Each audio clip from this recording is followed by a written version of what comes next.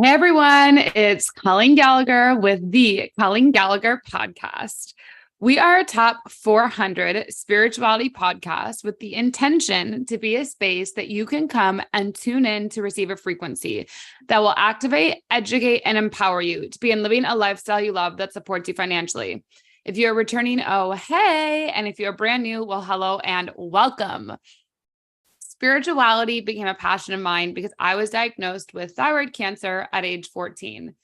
And after 9 long years of suffering, I self-healed my body, mind, and soul. So in these episodes, I bring you my own voice as well as people I meet along my journey to offer perspective, inspiration, and real life proof that when you choose to follow your dreams, you say yes to what is inside of your heart, that you will begin to create a lifestyle that is wildly impactful, fulfilling, and abundant beyond your wildest dreams.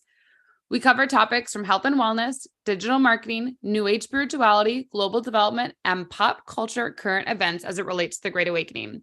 So get ready, tune in, subscribe, and make sure to leave us a review on Apple Podcasts to let us know what you're loving. You can always email us on my website, www.colleengallagher.co, to request episode topics and let us know how everything's going. I love you and thank you for being part of this collective community. I'm so excited for the day I get to meet you and give you a hug. So with that, welcome to episode 127.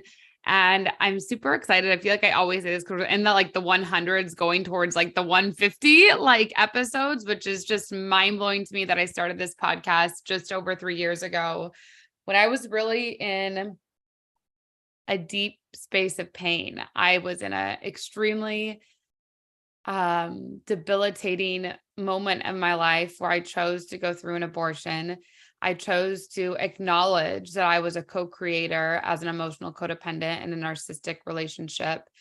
And I chose to see that in many ways I tried to, I just had a shiver up my spine.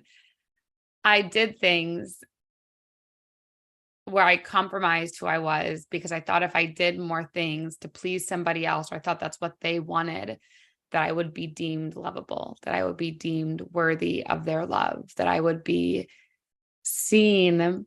Makes me emotional before we get into it, that I would be seen as someone who could be chosen for their love. And I could be seen as someone who,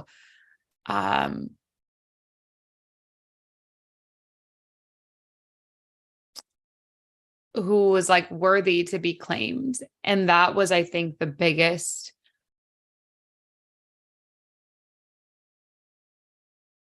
awakening, because I realized how much we all do collectively to try and be chosen. We do it in the form of our jobs to do whatever we can, even if we don't want to do it, even it doesn't feel alive, so that we can be chosen for the long-term career growth we want. We do a lot of things in dating so that hopefully we'll be picked by the person that we love or we like. We do a lot of things that we think will get the client to enroll to pay us the big money. And for me, when I started this podcast, I had to take a really good look in the mirror, and I had to understand what were all the ways that I did things so that this experience of life, or these people I was giving power to, would choose me, would see that I was worthy enough, that everything I was doing for them just to like me, for them to notice me, for them to see I could do it all, that somehow it would be enough. And so that's what started the Colleen Gallagher podcast, in a really organic and debilitating moment in my life. And what's grown it in the past 3 years to 74 countries have downloaded, nearly 1,500 cities. I have spoken on many platforms about leveraging podcasts as a community growth tool. Is consistency, is always coming back to this microphone. It's always coming back to this community. It's always coming back to what's alive inside of me, and what do I know if I show up and I share this and I offer this, it's going to allow a transformation for others, because it's allowing a transformation in me in this present moment. And the transformation I'm experiencing in this present moment through my own internal thoughts, from my rewiring neurologically how I'm thinking, to bringing to the surface from the shadows my subconscious thoughts that usually dwindle of I'm not good enough, or I feel upset, I don't feel pretty, am I going bald? Is there a bald spot in my head? I just thought that this morning. Is this makeup too much? Is it not enough? All these thoughts that we let run the show. Is this person going to text me back? Do they want to see me? Do they care about me? Am I ever going to see them again? Like all these mechanisms we have to try and control our emotions, to keep our emotions stable, to keep us even keeled. And all these thoughts we have that try to take us off balance, like what the fuck do we even do? And so anyway, that's what grew this podcast. That's what started this podcast. And I'm excited because episode 127, which I just kind of went on a tangent, is all going to be about my fourth book. So why did I change the name of my fourth book after I already launched it? So this is for my creatives. This is for my authors. This is for my readers. This is for overachievers. This is for people who are artists, people that actually create things, people that do things that are from your own creative nature, to offer it into the world as an opportunity for other people to experience something because you went through some type of pain and it had to formulate in a piece of art, whatever that was, through language, through writing, through painting, through sports, but it came through something. And always kind of course correcting even after something's out there. So anyway, The Cycles of Love was called The Cycles of Love, an Erotic View into Love. I have now changed the name of the book with a new ISBN number. It's brand new on Amazon, The Cycles of Love, an Energetic View into Love. And the main reason that I did this is because when I was kind of reviewing the book, and as more readers were getting the book, and I feel like some readers were maybe turned off from the book in my community, the intent, the original intent, if you read it throughout my whole book, it's in the very beginning of the book, and it's also on the back cover of the book. And the intent of this book is for you to walk away knowing how to unify the masculine and feminine energetics. We are at a power war within our relationship dynamics. And I upgraded this title to, instead of erotic. And even though eroticism, if you actually look at the definition, I'll do it live actually, because I want to share it live, but it really is more about connection. It really isn't about like sex and intimacy and what everyone, hold on, erotic definition.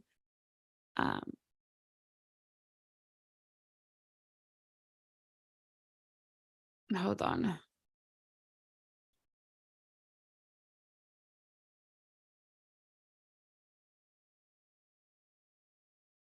Okay. So eros comes from the Greek word, or a Greek philosophy referring to sensual or passionate love, from which the term erotic is derived. And eros has been used in philosophy and psychology in a much wider sense, almost as an equivalent to life energy. So when I wrote the book, I wasn't thinking of eroticism in the way of sexual desire and sexual, like, just sex. I wasn't thinking of it that. I was thinking of erotic or eros, like maybe a view into eros, or an eros view into love. What I was wanting, the intent for it was all around connection, because before I even updated the title, the intent was for you to understand how to unify masculine and feminine energetics. And unification is important because eros, right, is feeling this connection. It's life force energy. It's beginning to understand that we carry certain energies in us. All of us carry masculine energy, which is like a doing energy, and all of us carry feminine energy, which is your essence, which is your being. And a lot of us are operating in this community, I would say, in the unhealthy masculine, where we just do, and we think the more that we do, the more that we achieve, that somehow the better we're going to feel. or the smarter that we are, the more intellectual we are, this like we can be the smartest person in the room about whatever that it is, that somehow that's going to make us be deemed worthy as love, for love, which is what I talked about in the very beginning of this podcast episode. And so this book was birthed from these painful experiences that I learned how to make pain into a life force giving energy, or transfer the pain into a life force giving energy, which was creativity, which was pleasure. And in this process of understanding alchemy, which is what I'm talking about, and arrows is a life force energy that you can alchemize anything to begin to give you life. So things that have caused you pain, things that have harbored deep resentment in you, things that you yourself have done because you thought if you did them, you would somehow be deemed worthy of love. You thought if you were like the over sexual person, or you thought if you gave someone else their fantasy of what they wanted, you thought if you went out and went partying when you really didn't want to, you thought if you watched the movies they like to watch, you thought if you did work for free for someone else to help them out, that it would somehow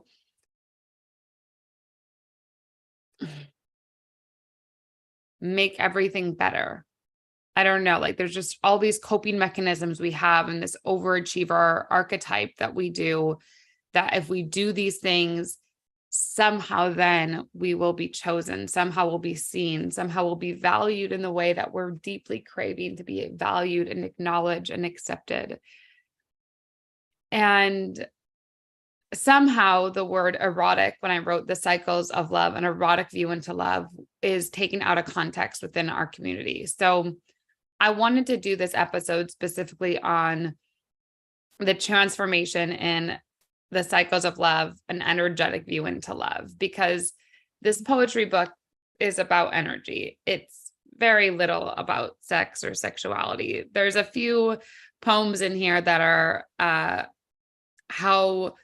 that discuss about intimacy and how intimacy can bring you closer to God, or can make you feel more connected. But the majority of these poems are emotional poems. They're poems that support you in feeling more connected to the world around you. So I want to actually read one because I feel like it would be a really important one. So it's called Allowing Forgiveness. And it's one of my favorite actually in this whole poetry book. So this is the photo with it. If you're watching it, it's me with a glass of champagne. I have my pink hair that's half shaved, and I have a birthday, or like a celebration cake, basically with one candle. And it says, can you begin to become willing, instead of casting hate and anger upon those who hurt you? Can you empower yourself to create another narrative? Can you become willing to look at and accept those who have caused you the most pain in life, were possibly the most connected to God? Because what if in a beautiful world, they were sent to you with a sole purpose in this life to awaken you from the illusion of darkness, so that you could become clear on what you desire to experience and express in this life? Instead of making them a bad person, allowing yourself to see what opportunity they gave you to grow, to become who you were always meant to become. However, until this point in life, you do not declare you want to grow from pleasure instead of pain. In betrayal, what if it was sent here to awaken you, to grow in your communication, clarity, and on your true desires, and empowerment of your emotions instead of remaining a victim? So make a wish and know that in forgiveness, you give forward the beauty of life instead of the pain. And that was just like a really beautiful experience, because I had a really deep betrayal by a lover by not having honest and authentic communication about what was happening in their life. And I had to learn that the pain of holding that person, like what they did to me, what they offered in my life, wasn't giving me pleasure, and it wasn't allowing me to move forward. And I had to begin to see, like, why did I co-create an experience where someone felt like they couldn't be honest or truthful with me? What did I do? Was I holding too high of a standard? Was I having did I know what I wanted out of a relationship or someone, and I know that they couldn't give it to me, but I was staying anyway. So that was my fault of knowing that I wanted something this person couldn't provide, but I kept staying. And I had to look at the forgiveness in myself to forgive the pain that I put myself through, which ironically, since I realized that I was the one staying somewhere in a relationship that wasn't moving me forward, I allowed that person to be able to cause me pain because I was already in pain. I was in pain that I wasn't getting what I wanted, knowing they couldn't deliver it. And so they just delivered the pain that I already felt. So I didn't have to blame myself. I had someone else to blame. And so allowing forgiveness in, which is INN, like an N, allowing forgiveness in means that your home, your internal compass, you can forgive yourself for the reflection that other people are showing you of how you've lacked self-love or you've lacked self-worth to claim what it is you really desire. And so let's maybe read one more. But that was like, even just that one poem, like this is a huge reason of why I felt like I wanted to update the name, is because there's a lot more poems that are like that, where we talk about energetics and forgiveness and love than there are, I guess, erotic, where people just think it's sexual, which really Eros is just life energy. And this whole book is about turning things that have happened in your life into pleasure so that it gives you life instead of taking your life. So another one, let's see, we'll open kind of a random page. We'll see here. Okay, so this is a beautiful one. So this one's called Daydreaming with You. And it's a beautiful photo of me in my bed, two places that I live to go that a beloved took of me. And it's called Daydreaming with You. So I will read it.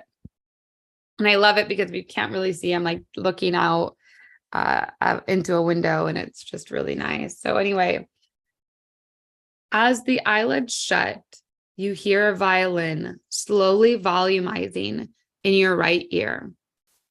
Your eyes remain closed because you don't want to awake from this dream. The art of craving to be seen, the yearning desire of a deep, intimate partnership. It's the desire to love, the beauty in risking it all, knowing the pain that you can endure. Yet every time you choose it anyway, because of the growth that compounds within your destined highest self from synchronizing to the frequency of true love. So I just love that one because I just remember, like, I don't know, I share in the back of this, I'm a hopeless romantic like many of you, and I always wanted this fairy tale life and fairy tale love. And so this was a really powerful one because I just felt like it was like that moment of like your heart going like, oh, I'm not sure if this person is good for me. I'm not sure if this is it for me, but like, I'm going to go all in on this person, and I'm going to like give them everything and do everything for them. And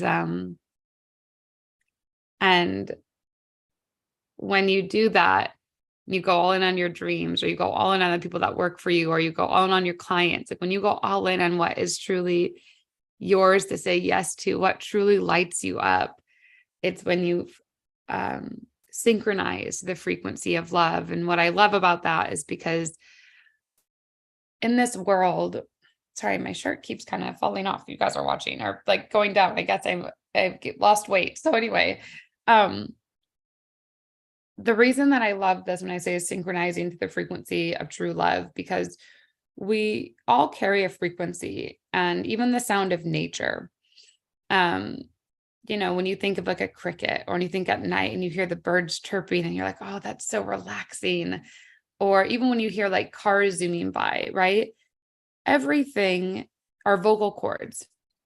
We can go really low, or I can talk a lot higher. Like everything we do carries a frequency. And when we can begin to slow our thoughts down and slow our mind down of what are our thoughts obsessing about? Who are we obsessing about? What are we obsessing about? And is that attention, wherever we're giving our focus, is that allowing us to align to the frequency of truth? Because truth has a frequency, just like lying has a frequency. You can feel it in your body when you're being unhonest. You can feel it in your body when you feel like you can't be truthful with someone because you're nervous of the reaction. It's almost like when you were a little, a kid, and you knew you did something bad and you were doing everything to cover it up from your parents so you didn't get in trouble. Like, that's a frequency, that frequency, versus being totally vulnerable and transparent. Like, I opened this podcast in like tears. That was a frequency of vulnerability, a frequency of having an open heart. And so I love the Daydreaming with You poem because it touches on this yearning desire, which is our feminine energy, our feminine essence, that we all crave that intimate partner, like that intimate connection, right? Because that's Eros. Eros is that life force giving energy where we're looking for that yin yang so we can step more into our masculine or step more into our feminine. Like, so another person can allow us to highlight our strengths, and we naturally highlight theirs. And there's an energetic, like a magnet, there's like an energetic force pull that pulls us and pushes us with people. And Daydreaming with You, I love it because it's talking about that craving for an intimate partnership. It's like that craving for it, that knowing that you'd risk it all because the magnet, the energetic pull is so strong between you and somebody else. And you risk it because, no matter what, even if it is painful or there is pain in it, you already have this life force that alchemizes it into pleasure, into the cycles of love, and energetic view into love, so that you begin to synchronize to the frequency of true love, which is the ups and downs of love and emotions. So I love that one. And maybe we'll read one more, you guys. I really like reading these. That's really funny. I haven't read them in a while. Let's see here. Okay, so this one is called page 39, I Am Enough. So this is a really cool one. I feel like I like reading so you guys can see me. So let's see here. Always a poetic reflection from God, infinitely attracting another, where they live with the other, work, and their well-being always take priority over us. Doing things out of love to feel like we are worthy enough, but the same lesson comes to splatter back in our face. We are always the one on hold, told to be quiet, a hidden agenda so the others stay happy and well, because we are the strong ones so we can cope with it all. And all we deeply desired was authentic connection, to be seen for our true inner beauty and brilliance. But it was never enough because the mental health patients, wounded humans surrounding the beloved will always be the priority status, because they need them from lack, which feeds the beloved's ego attachment. Where our awakened desire for the beloved is from the heart, but it's never enough to feed the wounded ego attachment. A beautiful reflection, always beginning with, I am enough. So I love that one because I feel like everyone can kind of relate to that. I love that one because I feel like everyone can kind of relate to feeling like they're not the priority in someone's life, whether that's doesn't maybe mean there's another man or a woman, could be, but maybe it's your children, or maybe it's work, or maybe it's their family or whatever. But we all know that feeling of feeling like we're not a priority to the person that we have made a priority in our life. And we each have felt like that. Doesn't matter if you've been in a relationship for a year or 20 years, we've had those moments of not feeling like we were chosen, which it goes back to, that's funny, I chose this poem, but not feeling like we were chosen or we were the ones that were desired. And so it's funny because we go into the energetics, right? For me in this poem, the energetics was with a man who has a lot of people around him who are wounded. What I mean by wounded is whether they're they claim they have all types of issues, and when they claim that they have those issues, that rises the wounded masculine, which all of us can have, but I think men as well, men especially have it, that will have that, like, I want to protect and provide and secure. And because this person's wounded, let me do it because they'll see me as the hero. Where someone, let's say, who's of quality, who's already healed themselves, they're not going to pull energetically on the hero of the man the same way someone who's wounded is, someone who's suffering with drugs, someone who's suffering with alcohol, someone who's suffering with addiction. They're going to need that more attention, or need that, need more, because they're suffering, right? And this like wounded masculine comes like, yes, I will be the savior and I will come. And then you'll look at me. Where someone of quality is someone who's in their practice of self-healing, someone who's in their modalities. They have their own ways without needing the hero all the time, because they've become their own hero in the fairy tale. And I have a poem in here that talks about that. But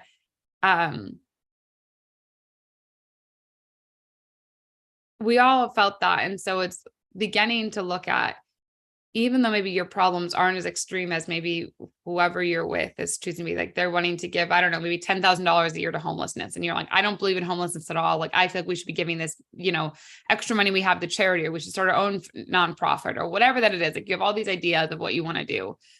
And it bothers you that they focus on homelessness. And maybe you want to focus on, you're like, you have your own opinions about homelessness, or maybe they want to give it to veterans, and you want world peace. So it's like totally doesn't go with what you want. And so you're like, that doesn't make sense. We should do cancer. We should do the Peace Corps, or wherever we should give this extra $10,000. And you're like, but these, in your mind, like this was like caused, or was whatever. Like I'm just giving examples. And it causes this friction for you to never feel like you're enough, because you feel like you've done this work to be a high quality person or a high value person. But the person you're with is always focused on helping the people who you feel like aren't helping themselves. And it creates this really weird polarity in you, because you're like, well, I'm this amazing person who's done all these things, and I'm doing all these things, and you're giving all this attention, which is what I want, to people who I feel like haven't done these things. And it doesn't make sense. And so I just love this poem, because it's just reminding you that you are enough with who you are. Oh, it makes me emotional. You are enough with who you are, what you've done, and where you're going. And it all starts with you knowing that you're enough, and recognizing the wounded masculine and wounded feminine. And the intention, like I shared with this book, is for you to walk away knowing how to unify the masculine and feminine energetics. We're at a power war within our relationship dynamic. So noticing if this person that you're with is a wounded masculine, and maybe you are a divine, or a wounded feminine or a wounded masculine, you have risen into a divine feminine or a divine masculine state. You've reached in that divinity already within yourself. You've reached in that wholeness within yourself, where you have a unification of masculine and feminine. You understand your doing energy. You understand your being energy. You're self-reflecting. You have a journal practice. You're living into your purpose. Then it would be looking at, why are you tolerating, or why are you accepting you yourself as divinity to be with wounded if they're not choosing to awaken and rise? So, and that's kind of Kundalini energy, the way I did it. But that's true arrows, is life force energy. Like you're giving, I am enough. Someone's questioning, or someone's taking your energy. You're allowing your life force energy to be taken, because you're questioning if you're enough. That's a good one. And actually, we'll do one more, you guys. Sorry, I'm having so much fun. I didn't even know I was going to do this on my podcast. So this is really good. Let's see. I know which one I want to read. Okay, hold on. Let me just find which page it is, everyone. This is a really powerful one. Hold on. Poem 43. Okay. Let's see here. Okay. This is poem 43. It's called, oops, here we go. It's called Love You Better. I'm sitting with my bikini at the pool with a pink and purple and white towel behind me. I look stellar. And I'm just kind of, my eyes are slightly yazed, you could say. And my hair is a little like, it's kind of like a beach wave. I'm just relaxed with my mermaid swimsuit. And I'm just relaxed. You can tell I'm really relaxed and I'm at peace. Oh, that's a great word. I'm at peace. That's what that photo looks like. And so it says, this poem 43, is called Love You Better. So sorry, we're not going to cry. They said, my job is to love you better than another ever could. The way they witness you as the most prized possession in a moment of stillness is what brings love alive inside of you. However, years of inaction drains these words into emptiness, thus leaving your head in an obsession of cycling thoughts, much like the swirls of water spinning down a never-ending drain. Yet the thoughts remain alive and well long after your beloved has disappeared, just like the water vanishing down a drain, but it still exists long after you no longer visibly see it. The thoughts of what could have been keep spiraling within you, just like the water within the drain. The ponder imaginative thoughts of what could have been, haunting your internal mind, yet somehow you still cling to the hopeful cycle. Do they really love me, or is another game of empty words? As time passes, this person continues to live within your mind, heart, and body. You feel you're in a forever love game of chess, always waiting for the moment of someone new to come along, where the love of a past won't live inside the thoughts of forever. But this can only happen when you embody the present. And I love that because I feel like it really touches on the things that people say to us, like in the moment that when we're in love or that we feel love. And people say things to us that make us feel deeply seen and deeply heard. And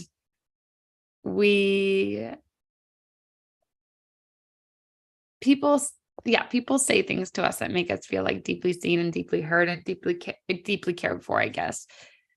And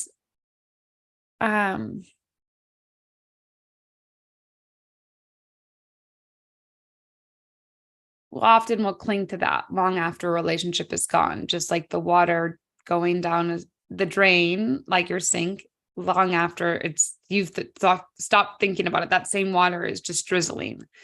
And these thoughts that stay in our mind that drizzle and they subconsciously go. I wanted to offer this as the only way that you ever let go of those thoughts is when you can fully be here now. You can fully be here in this present moment. You're not wondering what happened in the past, what's going to happen in the future. Like you're fully embraced in the moment of now. And when that happens, so much shifts. So anyway, that is some things from my fourth book, The Cycles of Love, an Energetic View into Love. As you can see, I just read you, 4 of the 50 poems. Most of them, majority of them are like this. I have 3 or 4 that are on intimacy. However, the book, Arrows, like I said, is life force energy. That was the intention of this, is to offer you how to give yourself life force giving energy through pain, through heartbreak, through unpleasant experiences. So you know how to alchemize yourself into a life force giving energy so that things aren't taking your energy. Things are always, no matter what happens to you, no matter who does what to you, no matter if you betray yourself, if you're not being honest with yourself, whatever you're doing, no matter what it is, that you know how to energetically unify yourself and align to the frequency and the cycle of love that will uplift you, empower you, educate you, activate you, nourish you. And So anyway, make sure to go to Amazon.com. You can search Colleen Gallagher, The Cycles of Love. and it'll be there, or you can go to my website, colleengallagher.co, and you can also get a signed copy of the book. So I highly recommend getting a signed copy. We have this gorgeous blue packaging it comes in. You get one of my Intoxicate the World with Love stickers, and I write a handwritten note to you, to my readers in this. So it's a really beautiful experience. I highly recommend it. Go to colleengallagher.co and you'll be able to find it. Just go to products and you'll see the book right there for the new one. And that's that. I love you guys. I hope you're having a beautiful moment in time when you receive this. And if you want to go further on this, the other thing that we have that's amazing is May 31st of 2021, or sorry, 2023. I'm 2 years behind. 2023. We are going to have a virtual poetry book reading. So if you like this episode and kind of how I was reading the poems and how I was dissecting them and having dialogue after, this would be the event for you. It's going to be about a 1-hour event. We'll just go through as a group, like say a number of the poem, and then we'll read different ones. We'll talk about them. I'll share where they came from. It'll be a really great experience. It's on a Wednesday night, so 6:30 PST, 9:30 Eastern Standard Time. And it'll be great. So I'm so excited and I'm so thrilled. And there's nothing that brings me deeper joy than reading this and experiencing it. So anyway, I love you. I hope this serves you. Please leave a review, share it with a friend. When you get a copy of the book, whether it's on Amazon, my website, I would love for you to take a photo and tag me on social media, the Colleen Gallagher. And I can't wait for you to feel supported in your cycle of love, wherever that is for you, and for you to have an energetic view into love with unifying the masculine and feminine energy.